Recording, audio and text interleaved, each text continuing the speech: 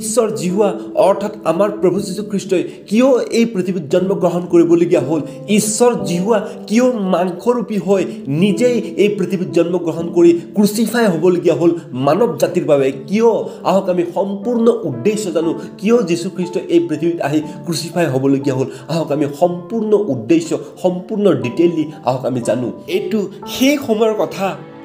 যেতিয়া স্বৰ্গত লুচিফাৰ এজন ঈশ্বৰৰ দৃষ্টিত এজন মহান ৱৰ্শ্বিপাৰ মহান লিডাৰ মহান নায়ক আছিল ঈশ্বৰৰ সকলো সৃষ্টিত লুচিফাৰ আছিল সৰ্বশ্ৰেষ্ঠ ঈশ্বৰৰ দেখাত সৰ্ব উত্তম আছিল তেওঁকে সকলোবোৰ মান সন্মান মৰ্যাদা দিয়া হৈছিল তেওঁ এই সকলোবোৰ বস্তু পাইছিল আহক আমি পঢ়ি চাওঁ ইজিকিয়েল 28 অধ্যায় 13 পদত কি লিখিছে ঈশ্বৰৰ বাৰী এডেনত তুমি আছিলা সকলো বহুমূল্য পাথৰ তোমাৰ আৱৰণ আছিল চুনি পিতমণি হীৰা বৈধৰ্যমণি মেধক সূৰ্যকান্ত নীলকান্ত পদ্মৰাগ মৰকত আৰু সোণেৰে তোমাৰ খঞ্জৰি আৰু বাহিৰ বাদ্য তোমাৰ মাজত আছিল তুমি সৃষ্টি হোৱা দিনাই সেইবোৰ তুমি আৱৰণ কৰিবলৈ তোমাৰ বাবে যুগুত কৰা হৈছিল মই তোমাক ঈশ্বৰৰ পবিত্ৰ পৰ্বতত স্থাপন কৰিছিলোঁ আৰু অভিষিক্ত কৰা কৰবৰ দৰে তুমি ঢাকি ধৰোঁতা আছিলা তুমি জীৱৰ নিচিনা চকমকীয়া পাথৰবোৰৰ মাজত অহা যোৱা কৰিছিলা তোমাক অন্যায় পোৱা নোযোৱালৈকে তুমি সৃষ্টি হোৱা দিনৰ পৰাই তোমাৰ আচাৰ ব্যৱহাৰত সিদ্ধ আছিলা বুলি ইয়াত উল্লেখ কৰিছে তাৰ পিছত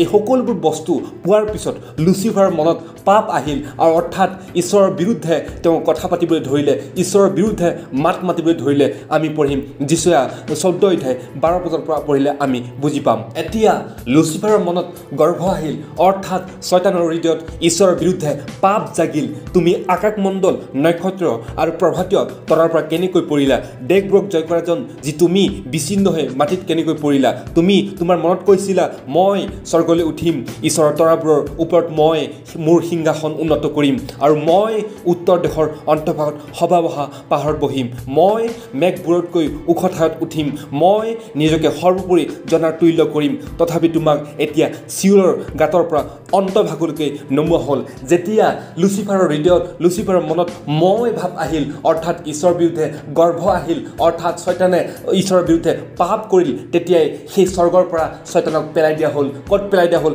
আপোনালোকে জানেনে এই পৃথিৱীত যীশু খ্ৰীষ্টই কৈছে লোকে লিখা 10 অধ্যায় 18 পদত কৈছে মই শয়তানক বিজুলীৰ নিচিনাকৈ মাটিত পৰা দেখিলোঁ ক'ত পৰিল আপোনালোকে জানেনে আহক আমি পঢ়ি চাওঁ আদি পুস্তক 1 অধ্যায় 1 পদত আদিতে ঈশ্বৰে আকাশমণ্ডল আৰু পৃথিৱী সৃষ্টি কৰিলে কিন্তু 2 পদত আকৌ লিখিছে পৃথিৱীৰ আকাৰ নাছিল আৰু সম্পূৰ্ণ শূন্য আছিল বুলি কৈছে এই 1 পদত ঈশ্বৰ জীৱে সকলোবোৰ পৃথিৱীৰ সকলো বস্তু সুন্দৰকৈ নিৰ্মাণ কৰিছিল ঈশ্বৰে আকাশমণ্ডল আৰু পৃথিৱী সৃষ্টি কৰিলে বুলি কৈছে কিন্তু 2 পদত কৈছে পৃথিৱীৰ আকাৰ নাছিল আৰু সম্পূৰ্ণ শূন্য হৈ পৰিছিল বুলি কৈছে এই শূন্য কোনে কৰিল যেতিয়া হে লুচিফাৰে এই পৃথিৱীত আহি পৰিছিল তেতিয়া এই পৃথিৱীৰ সকলোবোৰ বস্তু নষ্ট হৈ গৈছিল অৰ্থাৎ শূন্য হৈ পৰিছিল বুলি ইয়াত উল্লেখ কৰিছে অৰ্থাৎ সেই তেতিয়াৰ পৰাই লুচিফাৰক আমি ফলেন এঞ্জেল বুলি আমি জানো অৰ্থাৎ তেওঁক আমি ড্ৰেগন শয়তান বুলি আমি জানো ডিয়াবল বুলি আমি জানো কিন্তু ঈশ্বৰ জিহুৱাই এই বিশ্বক এই ইউনিভাৰ্ছক পাহৰি যোৱা নাছিল ঈশ্বৰ জিহুৱাই এই ইউনিভাৰ্ছত ঘূৰি থাকোঁতে সুন্দৰ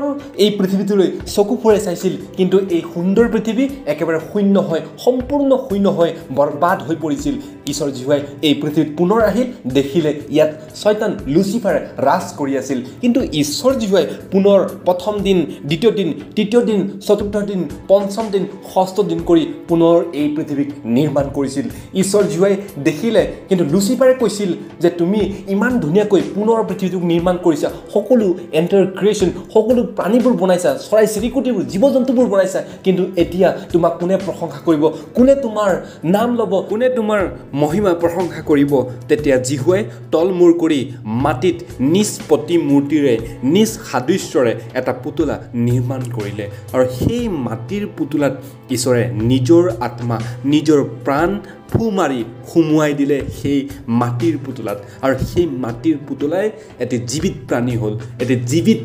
মনুষ্য হ'ল আৰু সেই মনুষ্য সেই মানৱকে আমি আদম বুলি কওঁ আৰু এয়াই আছিল পৃথিৱীৰ প্ৰথম মনুষ্য যাৰ নাম আছিল আদম আৰু ঈশ্বৰ জিহুৱাই মনুষ্যক নিৰ্মাণ কৰাৰ প্ৰথমটো উদ্দেশ্য হৈছে যাতে মনুষ্যই তেওঁৰ মহিমা তেওঁৰ প্ৰশংসা কৰে ঈশ্বৰ জিহুৱাই কৈছে মোৰ লগত সদায় ৱৰ্শ্বিপ কৰা ব্যক্তি থাকিব মানুহে হৈছে ঈশ্বৰ জিহুৱাৰ নিউ ৱৰ্শ্বিপাৰ ঈশ্বৰে শয়তানক কৈছিল এই মনুষ্যই তোৰ মূৰ নষ্ট কৰি দিব। এই কথাষাৰ শুনাৰ লগে লগে শয়তানে মনত ভাবিছিল আৰু খুব হাঁহিছিল যে মনুষ্যই যে মানৱে কেনেকৈ মোক হৰুৱাব পাৰিব, মোৰ মাথা কেনেকৈ নষ্ট কৰিব, এইটো অসম্ভৱ। কিন্তু মইহে তেওঁলোকক মই পাপত পেলাম, মোৰ জালত পেলাম বুলি ভাবিছিল। আৰু নিশ্চয়কৈ সেই শয়তানে আদমৰ পত্নীক হৱাক পাপত পেলাইছিল, অৰ্থাৎ সেই ফলটো খোৱাৰ দ্বাৰাই পাপত পেলাইছিল। আৰু ঈশ্বৰৰ যিটো প্ৰধান উদ্দেশ্য, মেইন এইমছটো, সেই এইমছটোক শয়তানে ভংগ কৰিছিল, অৰ্থাৎ ডিষ্ট্ৰয়, ধ্বংস কৰি পেলাই দিছিল। যিটো নেকি ঈশ্বৰ জীৱাই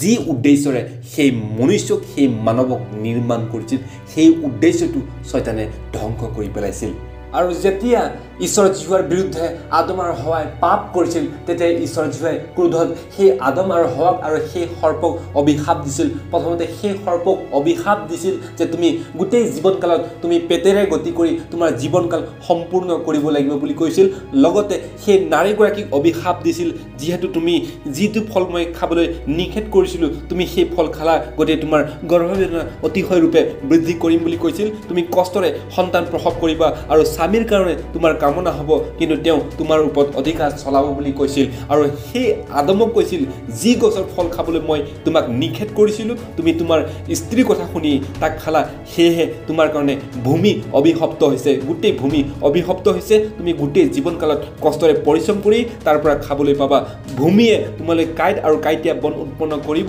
আৰু তুমি পথাৰৰ শস্য ভোজন কৰিবা। মাটিলৈ উলটি নোযোৱা পৰ্যন্ত মূৰৰ ঘাম পেলাই তুমি আহাৰ কৰিব লাগিব, কিয়নো তোমাক মাটিৰ পৰা লোৱা হৈছিল, তুমি ধূলি মাতুন আৰু পুনৰাই ধূলিলৈকে উলটি যাব বুলি কৈছিল। আৰু এই তিনিগৰাকী সৰ্প, নাৰী আৰু আদমক এই বুলি অভিশাপ দিছিল ঈশ্বৰ জীৱাই ক্ৰোধত। আৰু এনেদৰে পাপ কৰাৰ বাবে মনুষ্য আৰু ঈশ্বৰৰ মাজত থকা সম্পৰ্ক ভাঙি যায়। কিন্তু ঈশ্বৰ জীৱাই মনুষ্যক প্ৰেম কৰিবলৈ 1% কম কৰা নাছিল, কিন্তু পাপেহে বাধা দিছিল ঈশ্বৰ আৰু মনুষ্যৰ মাজত থকা সেই সম্পৰ্কত। ইফিচিয়া 2:1 কয়, পূৰ্বতে তোমালোক নিজ অপৰাধ আৰু পাপবোৰত মৰি আছিলা বুলি কয়। ৰোমিয়া 5:12 এইদৰে কয়, এতেকে যেনেকৈ এজন মানুহৰ যোগেদি পাপ জগতলৈ আহিল, সেইদৰে পাপৰ যোগেদি মৃত্যু আহিল, আৰু সকলোৱে পাপ কৰাত সেই মৃত্যু সকলো মানুহৰ মাজত বিয়পি গ'ল। আৰু এই পাপ আৰু ঈশ্বৰৰ যিটো সম্পৰ্ক, সেই সম্পৰ্কত বাধা দিছিল। আৰু পাপে ঈশ্বৰ আৰু মনুষ্যৰ মাজত থকা সেই সম্পৰ্কত বাধা দিয়ে। আৰু এই বাধা অৰ্থাৎ এই পাপক গুচাবৰ কাৰণে মহাপুৰোহিতসকলে বহুতো বলি বিধান, জীৱ জন্তুৰ তেজেৰে সেই পাপবোৰ মোচন কৰিছিল, অৰ্থাৎ পাপ প্ৰায়শ্চিত কৰিছিল। কিন্তু এটা পাপৰ বাবেহে এটা বলি গোটেই পাপ গুচাব পৰা নাছিল। এয়া এটা মহা বাধা সন্মুখীন হৈছিল। কিন্তু ঈশ্বৰৰ ওচৰত বহুতো উপায় আছিল যে তেওঁ নিজেই আহি এই পৃথিৱীত নিজৰ তেজ দিয়া। এয়াই আছিল আটাইতকৈ ডাঙৰ এটা উপায়। কিন্তু ঈশ্বৰ জীৱাই সেই লোকসকলক ভাল পথত পঠাবৰ কাৰণে তেওঁ নিজৰ দাগবিলাকক এই পৃথিৱীত এটা এটাকৈ পঠাই আছিল। লেবীয়া পুস্তক 17:11 এইদৰে কয়, কিয়নো শৰীৰৰ প্ৰাণ তেজত থাকে আৰু তোমালোকৰ প্ৰাণ প্ৰায়শ্চিত কৰিবৰ অৰ্থে মই সেই তেজ বেদীৰ ওপৰত দিবলৈ তোমালোকক দিলোঁ, কিয়নো প্ৰাণৰ গুণে তেজেই প্ৰায়শ্চিত সাধক। আৰু ইব্ৰী 9:22 এইদৰে কয়, বিধানৰ মতে প্ৰায় সকলোকে তেজেৰে শুচি কৰা হয়, তেজ উলিওৱা নহ'লে পাপ মোচন নহয়। অৰ্থাৎ মহাপুৰোহিতসকলে পাপ প্ৰায়শ্চিত কৰিবৰ কাৰণে বলি বিধান, জীৱ জন্তুৰ তেজ দিবলগীয়া হয়। কিন্তু পৰমেশ্বৰে তেওঁৰ নিজৰ চিৰ সহিষ্ণুতাত মানৱ জাতিক এটা সুযোগ দিলে যে তেওঁ বিনা দোষিত জীৱ জন্তুৰ অৰ্থাৎ ছেক্ৰিফাইচৰ অবিহনেও অৰ্থাৎ মানৱ জাতিক পাপৰ পৰা প্ৰায়শ্চিত হ'বৰ কাৰণে তেওঁৰ নিজৰ তেজ দিম বুলি ভাবিছিল। আৰু এই পৃথিৱীত মই আহি মোৰ তেজ দিম বুলি ভাবিছিল। আৰু এবাৰ সকলো পৃথিৱীৰ বস্তু পাপৰে পৰিপূৰ্ণ হোৱাৰ বাবে, অল এণ্টাৰ ক্ৰিয়েশ্যন পাপী হোৱাৰ বাবে, পাপৰ বিধানত সোমাই পৰাৰ বাবে জিহুৱাই এবাৰ গোটেই পৃথিৱীত মহা জলপ্লাৱন কৰিছিল, যাৰ ফলত গোটেই পৃথিৱীৰ সকলো জীৱ জন্তু, চৰাই চিৰিকটি, মাছ সকলোবোৰ ধ্বংস হৈ গৈছিল। অনলি নোহৰ পৰিয়াল আৰু যিবোৰ সুচী জীৱ জন্তু ঈশ্বৰ জীৱাই কৈছিল, সেই জীৱ জন্তুবোৰহে সেই নাৱত ছেফ সুৰক্ষা হৈছিল। বাকী সকলোবোৰ এণ্টাৰ ক্ৰিয়েশ্যন সকলোবোৰ ধ্বংস হৈ গৈছিল। কিন্তু তথাপিতো সেই পাপৰ যিটো সেই দাগ সেই পাপৰ দাগ যোৱা নাছিল ঈশ্বৰ জীহুৱাই আৰু উপায় বিচাৰিছিল যে মই কি কৰিম আৰু ঈশ্বৰ জীহুৱাই নিজৰ দাগবিলাকক এটা এটাকৈ পঠাইছিল যেনে এলিয়াই হওক হানুকেই হওক জিচাই হওক জিৰিমিয়াই হওক মাইনৰ প্ৰফেটে হওক মেজৰ প্ৰফেটে হওক ৰজাবোৰে হওক বিচাৰকৰ্তাবোৰে হওক আব্ৰাহামৰ পৰা ধৰি বাপ্তিস্মা দেউতা জোহনলৈকে সকলোবোৰ ঈশ্বৰৰ দাগ এই পৃথিৱীত আহি পাপ কি পাপৰ পৰা কেনেকৈ মন পালন কৰিব পাৰি পাপৰ পৰা কেনেকৈ প্ৰায়শ্চিত হ'ব পাৰি ঈশ্বৰৰ লগত কেনেকৈ সম্পৰ্ক ৰাখিব পাৰি এই সকলো বিষয়ে জনাইছিল কিন্তু লোকসকলে এই ঈশ্বৰ কোন ঈশ্বৰক আমাক নালাগে বুলি কৈছিল আৰু ঈশ্বৰৰ প্ৰতি লোকসকলে ইমান আকৰ্ষিত হোৱা নাছিল ঈশ্বৰ কোন জানিব বিচৰা নাছিল কিন্তু ঈশ্বৰে আমি জোহনে লিখা 3:16 পদত পাওঁ ঈশ্বৰে জগতত ইমান প্ৰেম কৰিলে যে তেওঁৰ নিজৰ একমাত্ৰ পুত্ৰকে দান কৰিলে ঈশ্বৰ জীহুৱাই তথাপিতো এই মানৱ জাতিক প্ৰেম কৰিবলৈ একেবাৰে নেৰাছিল মানুহবিলাকে ঈশ্বৰক নালাগে বুলি কৈছিল যদিও ঈশ্বৰে কিন্তু সেই মানুহবিলাকক লাগে বুলি কৈছিল অৰ্থাৎ ঈশ্বৰ জীহুৱাই মানুহক প্ৰেম কৰিবলৈ এৰা নাছিল কাৰণ মানুহৰ প্ৰতি তেওঁৰ ইমান প্ৰেম যে সেই প্ৰেমক হিব্ৰী ভাষাত আমি আগাপী লাভ অৰ্থাৎ আনকণ্ডিশ্যনেল লাভ আমি অপূৰ্ব প্ৰেম বুলি কওঁ কাৰণ ঈশ্বৰ জীহুৱাই তেওঁৰ নিজৰ পুত্ৰক অৰ্থাৎ নিজেই মাংস ৰূপ লৈ এই পৃথিৱীত আহে যেতিয়া ঈশ্বৰ জীহুৱাই এই ইউনিভাৰ্ছক বনাইছিল তেতিয়া ঈশ্বৰ জীহুৱাই বাক্য আছিল অৰ্থাৎ শব্দ আছিল কিন্তু সেই শব্দ সেই বাক্যই এটা সময়ত মাংস হ'ল আৰু সেই মাংসকে আমি যীশুখ্ৰীষ্ট বুলি কওঁ জোহনে লিখা 1:14 পদত কয় সেই বাক্যই মাংস হ'ল অনুগ্ৰহ আৰু সত্যতাৰে পৰিপূৰ্ণ হৈ আমাৰ মাজত বসতি কৰিলে তাতে পিতৃৰ একমাত্ৰ পুত্ৰ হিচাপে তেওঁৰ যি মহিমা সেই মহিমা আমি দেখিলোঁ অৰ্থাৎ ঈশ্বৰ জীহুৱাই নিজেই মানৱ ৰূপ হৈ এই পৃথিৱীত আহিল কাৰণ আমাৰ পাপ যাতে প্ৰায়শ্চিত হয় সেইবাবে নিজেই বাক্যৰ পৰা মাংস হৈ এই পৃথিৱীত জন্মগ্ৰহণ কৰিলে যীশুখ্ৰীষ্টই স্বৰ্গৰ সিংহাসন এৰি এই পৃথিৱীত জন্মগ্ৰহণ কৰিবলগীয়া হ'ল তাকো গোহালি ঘৰৰ দানা পাত্ৰত সেই সময়ত গোহালি গৰু মানে অপবিত্ৰ অশুচি বুলি ধৰা হৈছিল কিন্তু যিদিনাখনে যীশুখ্ৰীষ্টই এই পৃথিৱীত গোহালি ঘৰত জন্ম হ'ল গোহালি ঘৰ সেইদিনাখনৰ পৰাই পবিত্ৰ বুলি ধৰা হয় এতিয়া গোটেই বিশ্বৰ লোকে গোহালি মানে গৰু মানে পবিত্ৰ ঠাই পবিত্ৰ বস্তু বুলি ধৰে কাৰণ আমাৰ যীশুখ্ৰীষ্টই গোহালি ঘৰত জন্ম হৈছে যিদিনাখনে যীশুখ্ৰীষ্টই জন্ম হৈছে সেইদিনাখনে সেই ঠাই পবিত্ৰ ঠাই বুলি ধৰা হৈছে অৰ্থাৎ গোহালি মানে পবিত্ৰ হৈ পৰিল আজিৰ পৰা 2000 বছৰ আগত সেই সময়কণ অন্ধকাৰৰ যুগ অৰ্থাৎ এই পৃথিৱীত মানৱতা হিউমেনিটি প্ৰেম কি মৃদু ভাৱ কি মংগল ভাৱ কি একো নাছিল সেইটো সময়ত অনলি যুদ্ধ মাৰপিট অন্য মানুহক দেখিব পৰা নাছিল সেইটো সময়ত সেই অন্ধকাৰৰ সময়ত আমাৰ যীশুখ্ৰীষ্টই এই পৃথিৱীত আহি মানৱতা কি হিউমেনিটি কি প্ৰথম কথা এই গোটেই বিশ্বক শিকাইছিল আমাৰ যীশুখ্ৰীষ্টই প্ৰেমৰ কথা মংগল ভাৱ মৃদু ভাৱৰ বিষয়ে গোটেই পৃথিৱীক জনাইছিল সেইটো সময়ত সকলো লোকে ঈশ্বৰ কোন চিনি পোৱা নাছিল ঈশ্বৰ বাদ দিছিল কিন্তু যীশুখ্ৰীষ্টই ঈশ্বৰৰ সেই প্ৰেম আগাপী লাভ এই বিষয়ে গোটেই পৃথিৱীক শিকাইছিল যে ঈশ্বৰে এই জগতক কেনেদৰে প্ৰেম কৰে কিয় প্ৰেম কৰে এই বিষয়ে গোটেই পৃথিৱীক জনাইছিল ঈশ্বৰ জীহুৱাই অৰ্থাৎ যীশুখ্ৰীষ্টই কিয় এই পৃথিৱীত আহিবলগীয়া হৈছে এই বিষয়েও গোটেই লোকক জনাইছিল তেওঁৰ প্ৰেম কি আৰু এই মানুহবিলাকে মৃত্যু হোৱাৰ পিছত ক'ত যাব য'ৰ পৰা আহিছিল অৰ্থাৎ সেই স্বৰ্গত কেনেকৈ যাব পাৰে এই বিষয়ে ৰাস্তা দেখাই থৈ গৈছিল আৰু আমাৰ যীশুখ্ৰীষ্টই জোহনে লিখা সুবাৰ্তা 14:6 পদত কয় মই বাট সত্য আৰু জীৱন মোৰ যোগেদি নগ'লে পিতৃৰ ওচৰলৈ কোনেও যাব নোৱাৰে এনে শিক্ষা আমাৰ যীশুখ্ৰীষ্টই এই পৃথিৱীত বিলাই থৈ গৈছে সেই শিক্ষাবোৰ যদি আমাৰ যীশুখ্ৰীষ্টই বিনামূলীয়াকৈ ফ্ৰীকৈ বিলাই নিদিবি বুলি কোৱাহেঁতেন আৰু সেই শিক্ষাবোৰ অন্য এটা পুস্তকত লিখাহেঁতেন সেই কিতাপবোৰ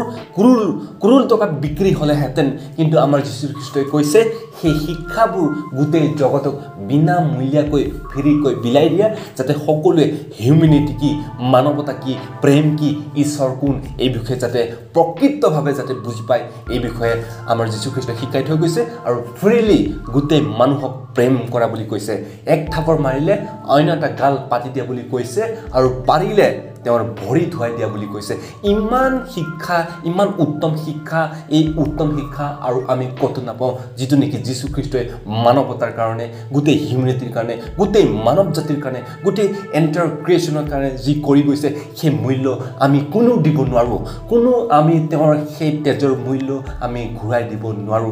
আমি যে তেওঁ প্ৰেম কৰিছো এনে নহয় তেওঁ আমাক প্ৰথমতে পূৰ্বতে আমাক প্ৰেম কৰিছে তাৰ কাৰণেহে আমি তেওঁৰ প্ৰতি আমি আকৰ্ষিত হৈছো তেওঁ আপুনি যে তেওঁক বাছি লৈছে এনে নহয় তেওঁহে আপোনাক বাছি লৈছে যীশু খ্ৰীষ্টৰ উদ্দেশ্য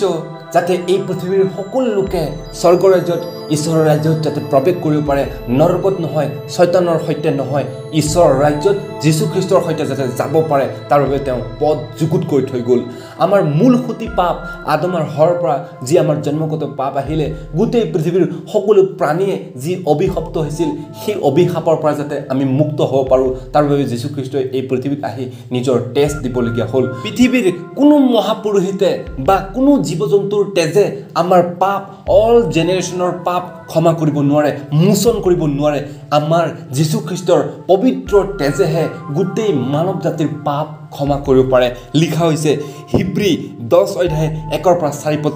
আমি পঢ়ি চাম ইয়াত কি লিখা হৈছে কিয়নো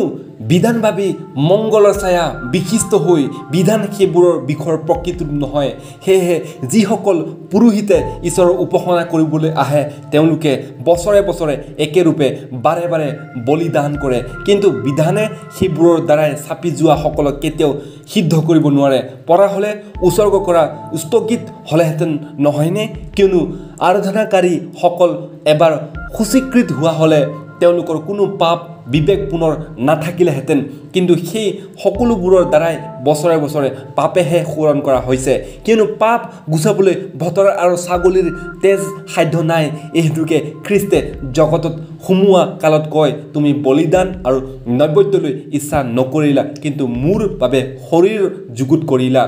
হোমত আৰু পাপৰ্থক বলিদানত তুমি সন্তুষ্ট নহলা তেতিয়া মই ক'লো চোৱা মই আহিলোঁ পুস্তকত মোৰ বিষয়ে যেনেদৰে লিখা আছে হে ঈশ্বৰ মই তোমাৰ ইচ্ছা পালন কৰিবলৈ আহিলোঁ ঈশ্বৰে যিসকলক আমন্ত্ৰণ কৰি অনন্তকালৰ অধিকাৰ দিয়াৰ প্ৰতিজ্ঞা কৰিছিল তেওঁলোকে যেন তাক পায় সেইকাৰণে খ্ৰীষ্টে নতুন নিয়মৰ মধ্যস্থ হ'ল তেওঁলোক সেইবোৰৰ অধিকাৰ হ'ব কাৰণ প্ৰথম বিধান চলি থকাৰ সময়ত তেওঁলোকে যি পাপ কৰিলে সেই পাপৰ পৰা তেওঁলোকক মুক্তি দিবলৈ খ্ৰীষ্টই আপোন প্ৰাণ দিলে অকল আমাৰ খ্ৰীষ্টানসকলৰ বাবে আমাৰ বাবে অকল তেওঁ প্ৰাণ দিয়া নাই গোটেই পৃথিৱীৰ বাবে তেওঁ দিছে প্ৰথম যোহন 2 অধ্যায় 2 পদত কয় তেওঁৱে আমাৰ পাপৰ প্ৰায়শ্চিত কৰোঁতা কেৱল আমাৰেই নহয় গোটেই জগতৰ ইয়েছ কেৱল আমাৰ বাবে নহয় গোটেই মানৱ জাতিৰ বাবে গোটেই জগতৰ বাবে আমাৰ যীশু খ্ৰীষ্টই প্ৰাণ দিলে যাতে সকলো লোকে ঈশ্বৰৰ ৰাজ্যত স্বৰ্গ ৰাজ্যত যাতে প্ৰৱেশ কৰিব পাৰে জগতৰ সকলো পাপ মোচন কৰি থৈ গ'ল আমাৰ যীশু খ্ৰীষ্টই কোনো জীৱ জন্তুৰ তেজে গোটেই জগতৰ পাপ ক্ষমা কৰিব নোৱাৰে সকলো বিধান শাস্ত্ৰত সকলো ধৰ্ম শাস্ত্ৰত লিখা হৈছে যিজনক দুডালি কাঠত অৰা হয় তেওঁক আমি উপাসনা কৰোঁ বুলি লিখা হৈছে সকলো ধৰ্ম শাস্ত্ৰত লিখা হৈছে যীশু খ্ৰীষ্টৰ বিষয়ে যীশু খ্ৰীষ্ট কোন কিয় এই পৃথিৱীত আহিব এই বিষয়ে লিখা হৈছে কেৱল যীশু খ্ৰীষ্টৰ তেজৰ দ্বাৰাই এই বিশ্বৰ পাপ এই জগতৰ পাপ ক্ষমা হ'ল যীশু খ্ৰীষ্টৰ নামত যাতে এজন সাধাৰণ লোকো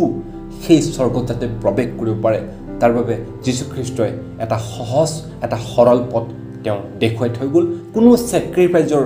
প্ৰয়োজন নাই অনলি যীশু খ্ৰীষ্টৰ নাম ল'লেই হ'ল তেওঁই এই গোটেই বিশ্বৰ বাবে তেওঁ নিজৰ প্ৰাণ দিলে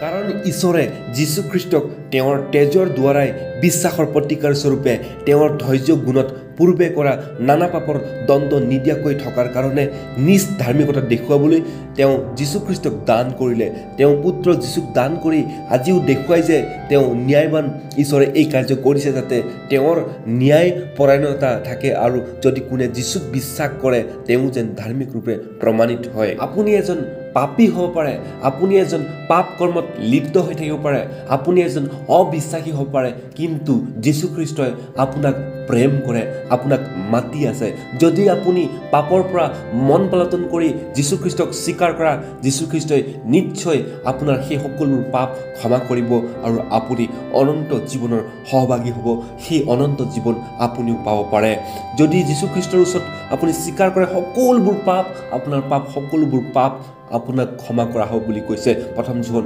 1:9 কয়, কিন্তু আমি যদি আমাৰ পাপবোৰ স্বীকাৰ কৰোঁ তেনেহ'লে বিশ্বাসী আৰু ধাৰ্মিক যি